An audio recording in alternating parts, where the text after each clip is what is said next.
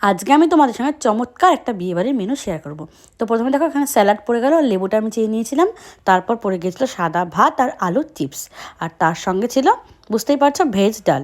তো পনির দিয়ে ভেজ ডালটাও কিন্তু ভীষণ ভালো হয়েছিল। তো আমি লেবুটা জাস্ট চিপে নিয়ে ভেজ ডালের সঙ্গে আলু চিপসটা দিয়ে ভাতটা খেয়ে নিলাম। তারপর নেক্সট আইটেম কী ছিল বলো তো? ছিল চিংড়ি মাছ দিয়ে আলুর দম।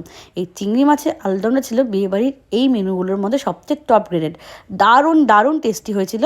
তো এটা আমার ভীষণ ভীষণ ভালো লেগেছিলো। এটা দিয়ে আমি অনেকটা ভাত খেয়েছিলাম। জাস্ট কি বলবো, বলে বোঝাতে পারছি না, আমার আবার জিভে জল চলে আসছে। তারপর ছিল কাতলা মাছের কালিয়া। তো কাতলা মাছের দেখো পেটির পিসটা পড়েছে পুরো উফ, থমথলে তেলওয়ালা। তো এই পেটির পিসটা দিয়ে উফ, দেখতেই পাচ্ছ, ভাতটা খেয়ে নিলাম। তারপর ছিল ফ্রাইড রাইস আর মাটন। তো মাটন দিয়ে তোমরা যারা আমার আগের ভিডিও দেখেছো, আমি কিন্তু ভাত খেতে বেশি পছন্দ করি। তো ফ্রাইড রাইসটা আগে খেয়ে নিলাম অল্প, তারপরে আমি ভাত দিয়ে বাকি মাটনটা খেয়ে বিয়েবাড়ির মেনুগুলো সব শেষ করলাম। বাই।